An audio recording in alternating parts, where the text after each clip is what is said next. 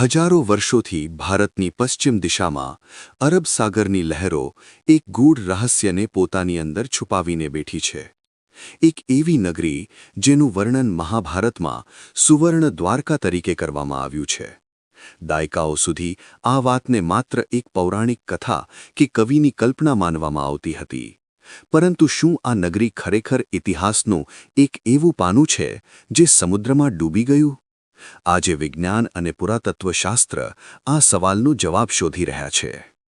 મહાભારતના મૌસલ પર્વમાં ઉલ્લેખ છે કે ભગવાન શ્રી કૃષ્ણના વૈકુંઠ ગમન બાદ અચાનક સમુદ્ર રૌદ્ર સ્વરૂપ ધારણ કરી ઉભરાયો અને જોત જોતામાં ભવ્ય સોનાની દ્વારકા પાણીમાં ગરકાવ થઈ ગઈ.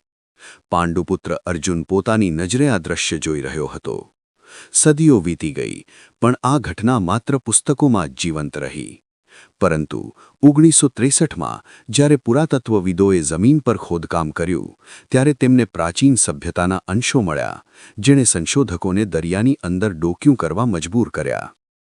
વર્ષ 1983થી 1990 દરમિયાન ભારતના જાણીતા પુરાતત્વવિદ ડોક્ટર S.R. રાવ અને નેશનલ ઇન્સ્ટિટ્યૂટ ઓફ ઓશનોગ્રાફીની ટીમે દ્વારકાના કિનારે ઊંડા દરિયામાં ખોજ શરૂ કરી.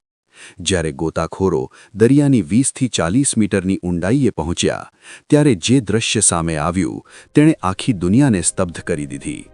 સમુદ્રના તળિયે પથ્થરની વિશાળ દિવાલો, થાંભલાઓ અને સુવ્યવસ્થિત બાંધકામ મળી આવ્યું.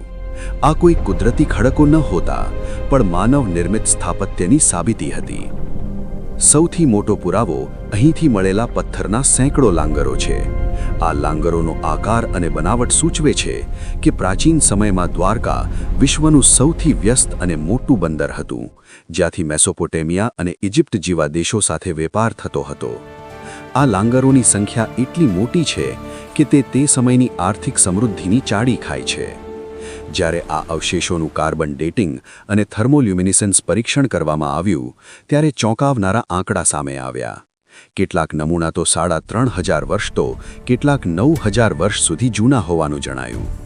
જો આ નગરી 9000 વર્ષ જૂની હોય, તો તે માનવ ઇતિહાસની સૌથી જૂની સભ્યતા ગણાય, જે હડપ્પા અને મોહેન્જો-દડો કરતાં પણ પ્રાચીન છે.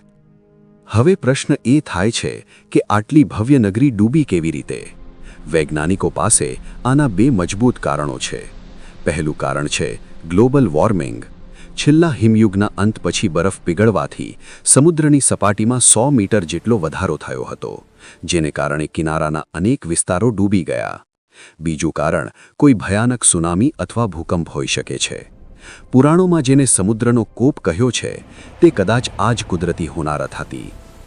દ્વારકાના દરિયામાં હજુ પણ સંશોધનો ચાલુ છે. સોનાર ટેકનોલોજી અને અંડરવોટર કેમેરા દ્વારા સતત નવી વિગતો બહાર આવી રહી છે.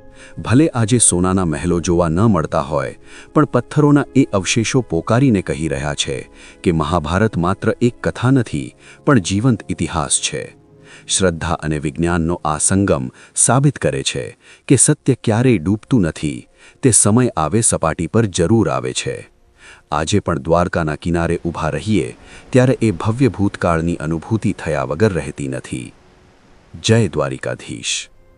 મિત્રો, તમને આ વિડિયો ગમ્યો હોય તો વિડિયોને લાઇક, શેર કરો અને અમારી YouTube ચેનલ અમર ઇતિહાસને સબસ્ક્રાઇબ કરો.